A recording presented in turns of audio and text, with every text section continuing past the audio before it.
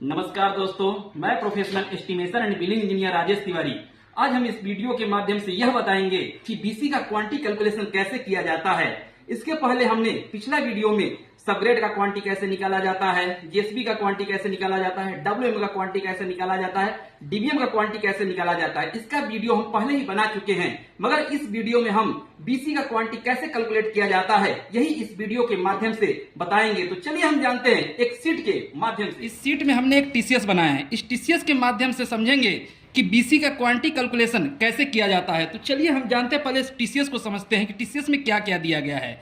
इस टीसीएस में हमारा सबग्रेड का लेयर दिया गया है, जीएसबी का लेयर दिया गया है, डब्ल्यूएम का लेयर दिया गया है, डीबीएम का लेयर दिया गया है, बीसी का लेयर दिया गया है।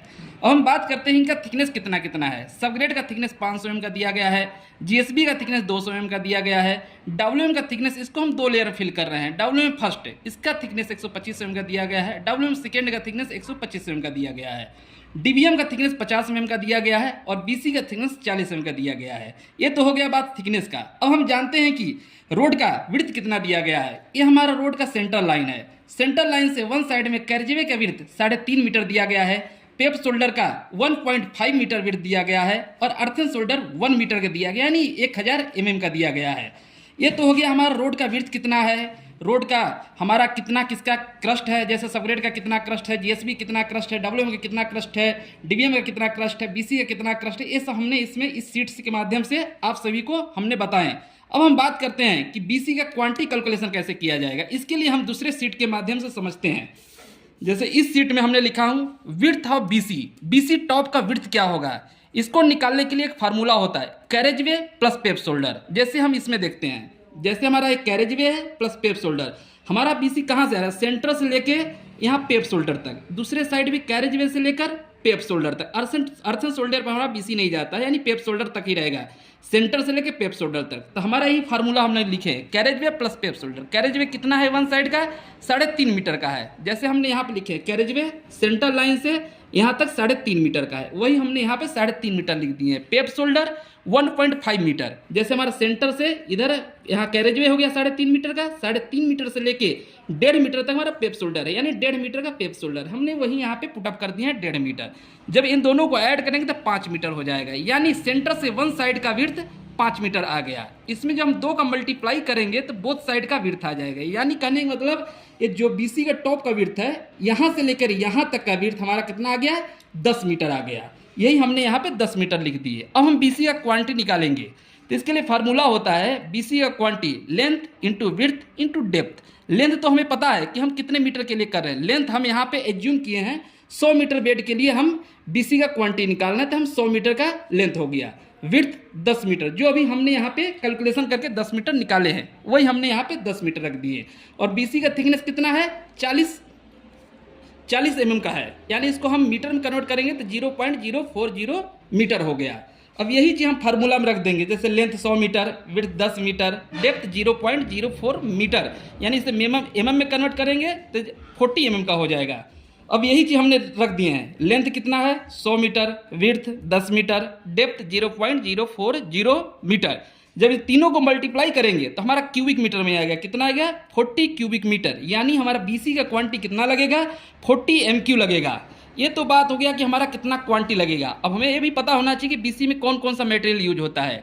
बीसी में हमारा एग्रीगेट यूज होता है, बिटमीन यूज किया जाता है, फिलर यूज किया जाता है। इसका क्वांटी कैसे निकलेगा, इसको निकालने से पहले ये जो क्यूबिक मीटर है इसको हमको टन में कन्वर्ट करना पड़ेगा, यानी इसका वेट निकालना पड़ेगा। इसके लिए हमें डेंसिटी की जरूरत पड़ता है। डेंसिटी हमें कहाँ से पता चलेगा, लैब से पता चलेगा। आपके लैब वाले बता देंगे कि हमारा बीसी का डेंसिटी क्या चल रहा है। हमने यहाँ पे एज्यूम कर लिए हैं कि हमारा डेंसिटी 2.290 टन पर MQ है। कितना, यानी 1 MQ में 2.290 टन आएगा। अब इसके आगे हम दूसरे सीट के माध्यम से समझते हैं। इसके आगे हमारा ये सीट है, वेट ऑफ बीसी।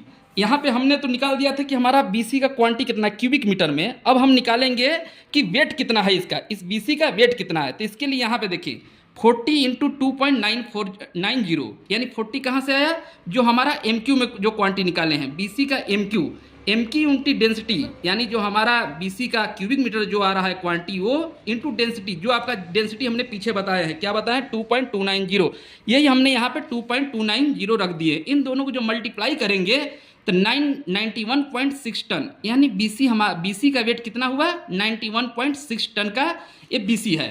इसको हम पहले क्यूबिक मीटर तक आ गया था, क्यूबिक मीटर कितना था? 40 क्यूबिक मीटर। इसी क्यूबिक मीटर को हमने वेट में निकालने के लिए हम डेंसिटी से मल्टीप्लाई किए हैं, यानी हमारा जो क्यूबिक मीटर है इसको हम जब डेंसिटी से मल्टीप्लाई कर देंगे तो हमारा टन आ जाएगा, यानी वेट आ जाएगा कि बीसी का वेट कितना है। अब हम बात करते हैं इतना बीसी में हमारा कितना हमारा बिटुमिन लगा है, यानी कितना टन बिटुमिन लगा है। इसके लिए हम यहाँ पे फार्मूला लिखे हैं, bitumen content by total weight. हमारा बिटुमिन कितना लगेगा इस वेट का, तो हम ये भी आप जाकर लैब से पता कर सकते हैं कि आपका कौन सा बिटुमिन चल रहा है, कौन से ग्रेड का बिटुमिन चल रहा है। उसकी ग्रेड के हिसाब से आपका बिटुमिन परसेंटेज डिफाइंड होता है। जैसे आप लैब से पता कर लीजिए कौन सा ग्रेड चल रहा है। जैसे हमने यहाँ पे एज्यूम कर लिए हैं बीसी ग्रेड 2 हमारे लैब में चल रहा है 5.4%। इसके हिसाब से हमारा कितना आ जाएगा बिटुमिन क्वांटिटी? हमें पता है हमारा टन कितना है, 91.6 टन है। इसका 5.4%, इस वेट का 5.4%, जब इसको हम कैलकुलेशन करेंगे तो 4.95 टन, यानी बिटुमिन का क्वांटिटी कितना हो जाएगा? 4.95 टन। ये हमारा टोटल बीसी का क्वांटिटी था। इस बीसी में 4.95 टन हमारा बिटुमिन लगेगा। ये तो हो गया बिटुमिन का। अब बात करते हैं कि इसमें फिलर कितना लगा है, फिलर कितना टन लगा है। तो हमने यहाँ पे एज्यूम कर लिए हैं कि 2% हमारा फिलर जा रहा है। ये भी आप लैब से पता कर सकते हैं कि हमारा फिलर कितना यूज हो रहा है, कितना परसेंट यूज हो रहा है। तो हमने यहाँ पे एज्यूम कर लिए कि 2% हमारा यूज हो रहा है। फिलर का क्वांटिटी कैसे निकलेगा? जो हमारा टोटल टन है, यानी बीसी का जो टोटल टन है, हमारा टोटल टन कितना है?